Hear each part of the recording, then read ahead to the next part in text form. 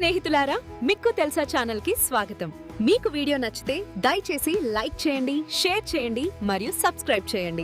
మనలో చాలా మందికి కోటీశ్వరులవ్వాలనే కల ఉంటుంది కదా. కానీ ఆ మాట వినగానే జీవితాంతం కష్టపడాలేమో అనిపిస్తుంది.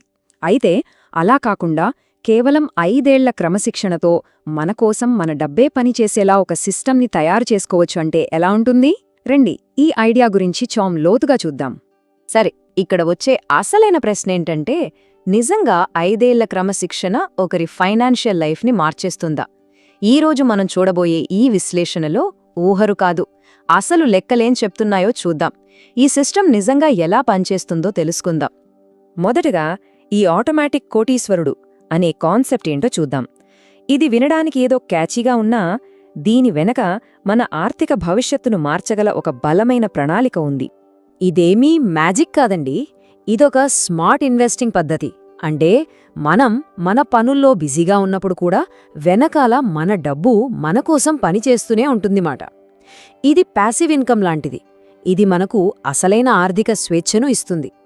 అయితే ఇంత పవర్ఫుల్ సిస్టమ్ వెనపున్న రహస్యమేంటి? అది కేవలం 3 సింపుల్ ప్రిన్సిపల్స్ మీద ఆధారపడుంది. అవేంతో చూద్దాం. మన సంపద సృష్టి ప్రయాణానికి ఈ 3 ఫౌండేషన్. మొదటిది చక్రవడ్డీ.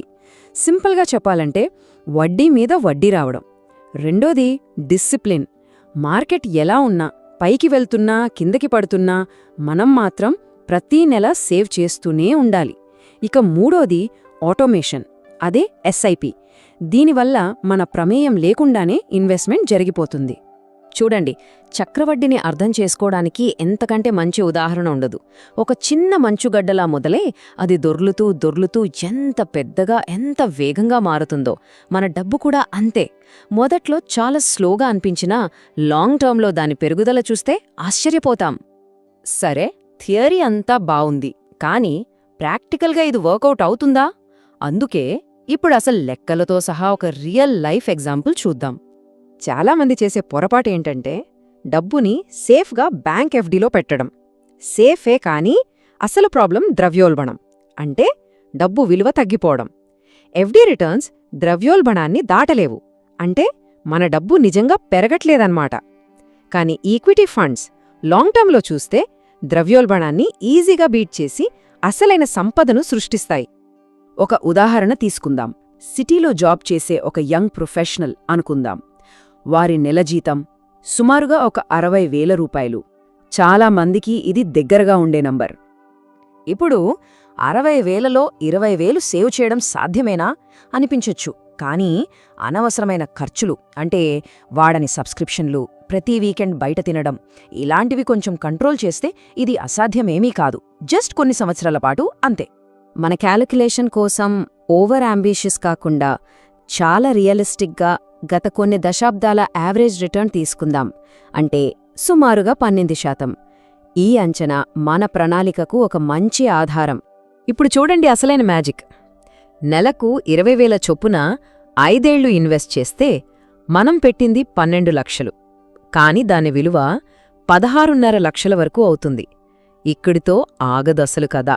మీరు ఆ తర్వాత ₹1 కూడా పెట్టకపోయినా ఆ డబ్బుని ఇంకో 10 ఏళ్లు వదిలేస్తే అదే 12 లక్షలు ఏకంగా 55 లక్షలవుతుంది. ఇదే పవర్ ఆఫ్ కాంపౌండింగ్ అంటే. అయితే ఈ ప్రయాణం అంత స్ట్రేట్ ఫార్వర్డ్ కాదు. దారిలో కొన్ని అడ్డంకులు ఉంటాయి. చాలామంది కొన్ని కామన్ మిస్టేక్స్ చేసి మధ్యలోనే ఆగిపోతారు. వాటి గురించి తెలుసుకోవడం చాలా ముఖ్యం. జీతం పెరగగానే ఖర్చులు పెంచేయడం, మార్కెట్ కొంచెం పడగానే భయపడి ఆపేయడం, రిస్క్ వద్దని కేవలం సేఫ్ ఆప్షన్స్లోనే ఉండడం, రేపు చేద్దాంలే అనుకుంటూ వాయిదా వేయడం, చివరిగా ఉన్న డబ్బంతా ఒకే దగ్గర పెట్టడం, ఇవి మన ఆర్థిక లక్ష్యాలను దెబ్బతీసే చాలా సాధారణ తప్పులు. మరి ఆ డైవర్సిఫికేషన్ లేకపోవడం అనే తప్పుని ఎలా సరిదిద్దాలి? ఇదిగోండి ఇలా. మన డబ్బుని కొంచెం ఈక్విటీలో, కొంచెం డెట్ ఫండ్స్లో, మరికొంచెం బంగారంలో ఇలా విభజించడం వల్ల రిస్క్ బ్యాలెన్స్ అవుతుంది. ఇదొక మంచి బ్యాలెన్స్డ్ అప్రోచ్. సరే, థియరీ విన్నాం, లెక్కలు చూశాం, తప్పులు కూడా తెలుసుకున్నాం. ఇక మిగిలింది ఒకటే, యాక్షన్ తీసుకోవడం. మరి ఎలా మొదలుపెట్టాలి? చూడండి, ఇది ఎంత సింపులో.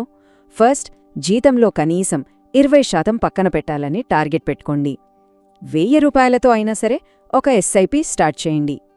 ఇప్పుడున్న యాప్స్తో 5 నిమిషాల్లో పనైపోతుంది. ఏడాదికి ఒకసారి జీతం పెరిగినప్పుడు ఎస్ఐపి అమౌంట్ని కూడా కొంచెం పెంచండి, అంతే. చివరిగా ఒక్క మాట, ఇదంతా కేవలం కోట్లు సంపాదించటం గురించి కాదు. ఇది స్వేచ్ఛ గురించి, మనకు నచ్చినట్టు బ్రతకటానికి, మనవాళ్లతో టైం స్పెండ్ చేయడానికి, ఆ ఫైనాన్షియల్ ఫ్రీడమ్ సాధించటం గురించి. కాబట్టి ఈ విశ్లేషణ చివరిలో మిగిలే ప్రశ్న ఒక్కటే: మన రేపటి స్వేచ్ఛకు పునాది ఈరోజే వేద్దామా? నిర్ణయం మనదే. ఆలోచించండి.